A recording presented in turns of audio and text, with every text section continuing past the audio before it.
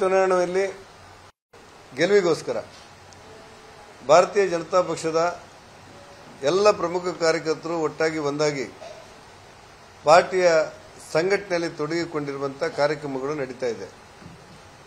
ನಮ್ಮ ಲೋಕಸಭಾ ಕ್ಷೇತ್ರದಲ್ಲಿ ಸುಮಾರು 1861 ಬೂತ್ಗಳ ಜೋಡಣೆಗಳು ಕೂಡ ನಡೆದಿದೆ.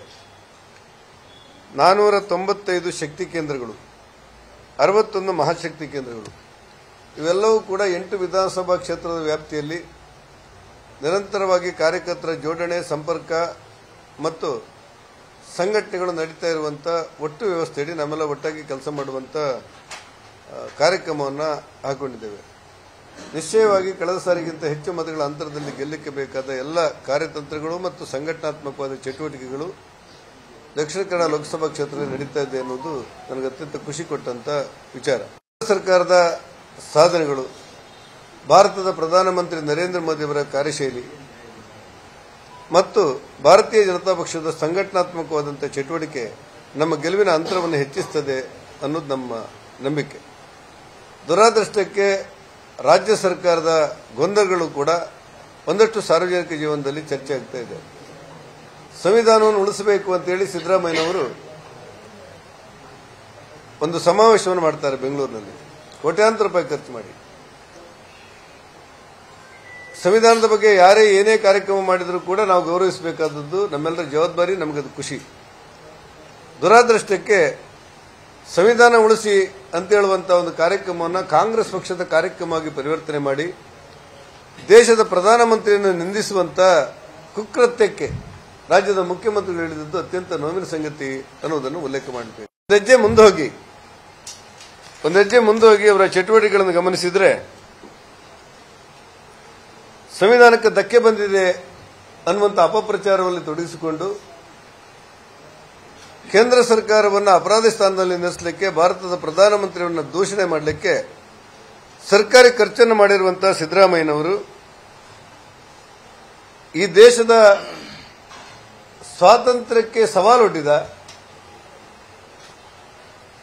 ಭಾರತದ ಶಿರಸ್ಸಾಗಿರುವಂತಹ ಕಾಶ್ಮೀರ ಆಕ್ರಮಿತ ಕಾಶ್ಮೀರ ಅಂತ ಘೋಷಣೆ ಮಾಡಿದ, ಭಾರತಕ್ಕೆ ತೊಂದರೆ ಕೊಡುವಂತ ಇರುವಂತಹ ಪಾಕಿಸ್ತಾನ ಪ್ರೇರಿತ ಉಗ್ರಗಾಮಿಗಳನ್ನು ಬೆಂಬಲಿಸಿ ಮಾತನಾಡಿದ ಮತ್ತು ಭಾರತದ ವಿಚಾರಧಾರೆಗಳಿಗೆ, ಭಾರತದ ರಾಜಕಾರಣಕ್ಕೆ, ಭಾರತದ ಸಾರ್ವಭೌಮತೆಗೆ ಸವಾಲೊಡ್ಡಿದ ಬ್ರಿಟನ್ ಲೇಖಕಿ ನಿತಿನ್ ಕೌಲ್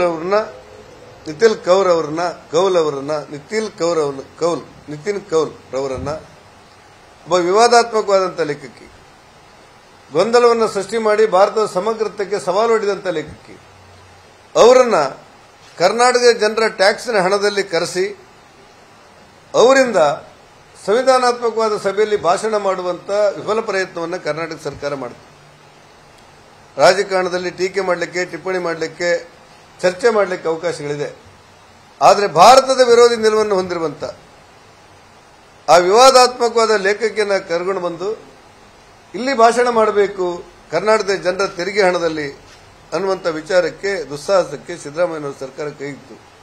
ಯೋಗಾನುಯೋಗ ಕೇಂದ್ರ ಸರ್ಕಾರದ ಪಡೆ, ಕೇಂದ್ರ ಸರ್ಕಾರದ ತಂಡ ಅವರ ಎಲ್ಲ ದಾಖಲೆಗಳನ್ನು ಪರಿಶೀಲನೆ ಮಾಡಿ ಅವರನ್ನು ವಾಪಸ್ ಕಳಿಸುವಂತ ಕೆಲಸಗಳನ್ನು ಮಾಡಿ. ಆದ್ರಿಂದಾಗಿ ಸಿದ್ದರಾಮಯ್ಯನವರ ಸರ್ಕಾರ ಸ್ವಾತಂತ್ರ್ಯ ಹೆಸರಿನಲ್ಲಿ, ಸಂವಿಧಾನದ ಹೆಸರಿನಲ್ಲಿ ಗೊಂದಲವನ್ನು ನಿರ್ಮಿಸಿ ಮಾಡುವಂತ ಕೆಟ್ಟ ಕೆಲಸಕ್ಕೆ ಕೈಕ್ಕಿರುವಂತಹದ್ದು ಅತ್ಯಂತ ನೋವಿನ ಸಂಗತಿ ಅನ್ನೋದನ್ನ ಉಲ್ಲೇಖ ಮಾಡಬೇಕಾದಂತ ಅವಶ್ಯಕತೆಗಳು ಇದೆ. ಹಿರಿಯ ರಾಜಕಾರಣಿ, 50 ವರ್ಷ ರಾಜಕಾರಣ ಮಾಡಿದವರು, ಸಂವಿಧಾನಕ್ಕೆ ಅನುಕ್ಷಣದ ಸುದ್ದಿಗಳಿಗಾಗಿ ವಿಸ್ತಾರ ನ್ಯೂಸ್ ಯೂಟ್ಯೂಬ್ ಚಾನೆಲ್ ಸಬ್ಸ್ಕ್ರೈಬ್ ಮಾಡಿ. ಹೊಸ ಸುದ್ದಿಗಳ ನೋಟಿಫಿಕೇಶನ್ಗಾಗಿ ಬೆಲ್ ಐಕಾನ್ ಕ್ಲಿಕ್ ಮಾಡಿ. ಲೇಟೆಸ್ಟ್ ಅಪ್ಡೇಟ್ಸ್ಗಾಗಿ www.vistaranews.com ವೆಬ್ಸೈಟ್ಗೆ ವಿಸಿಟ್ ಮಾಡಿ. ಅಂಗೈಯಲ್ಲೇ ಜಗತ್ತಿನ ಸುದ್ದಿ ತಿಳಿಯಲು ವಿಸ್ತಾರ ನ್ಯೂಸ್ ಕನ್ನಡ ಆಪ್ ಡೌನ್ಲೋಡ್ ಮಾಡಿ.